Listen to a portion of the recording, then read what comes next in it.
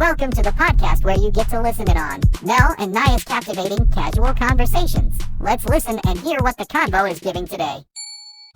So what was the dynamic about? Did everybody get along? Did y'all fall out, argue, anything? Or it's just a nice, cohesive? It was chaotic. Well, you got to we didn't really last 1 minute without fighting.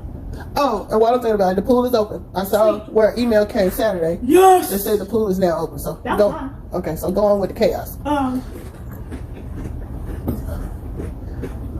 We were fighting, pushing each other off beds. We were pushing each other to the side. We were beating each other with pillows. We were arguing, kicking, fighting with each other just for no apparent reason.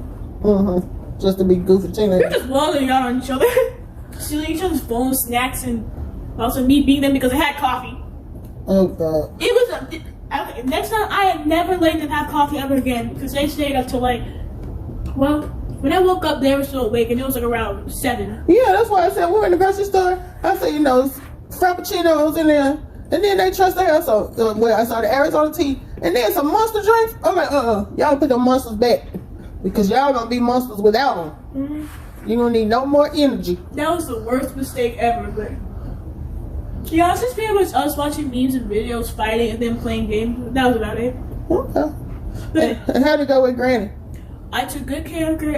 Around every hour or less, I always walked down to check if she needed anything. I hope she shows if she needed it, and I always checked up, and she did make cinnamon rolls, and it was really good, and they were really, really, really good. Okay. No offense, but they're better than yours. Hey, I ain't claiming to be no cinnamon roll shit. All I do is put them in the stove and turn it on. Yeah, but at least they weren't burnt. Okay.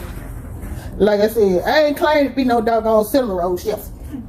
So that's what grannies are for. They're supposed to make good food. To make you want to go over their house. You know, once y'all get a certain age, that's the only way we can bribe you to go. Granny cooked. Well, we had a pretty decent time on our girls' weekend.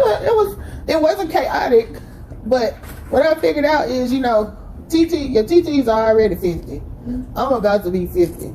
So partying and hanging out just don't have the same effect. Which I like to go out and stuff, but I'm just the type.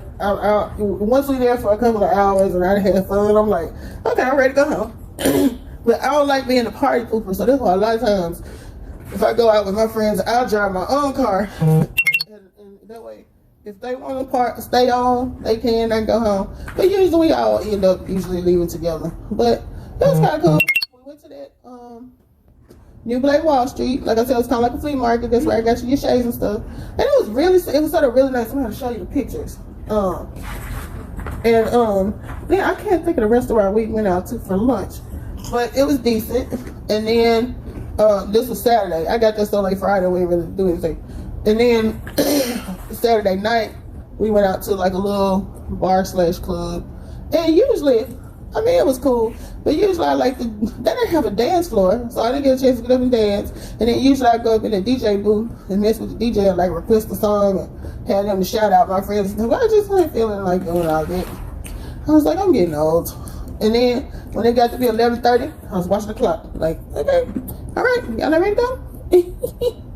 But I said, look at this little heifer. She must be having a good time, because usually when I'm gone, you texting me, hey mom, are you okay, mom? Which I'm glad you didn't, because I don't be wanting you to worry about me when I'm gone. I be having a good time. But that just let me show you were having a good time too. So in the middle of the house, I was getting my head hit with 3 pillows. We were in the middle of all our pillow wars, so someone almost threw a water ball at me. And like you were saying yesterday, Promise was talking about inviting you over for a sleepover. Yeah, I'm not really ready for you to do sleepovers. I know you're 13 and all, but it's fine. Yeah, because my thing, especially in a household where there's a male there. Not that every male you got to be scared of, but there's always a potential that there's a pedophile somewhere.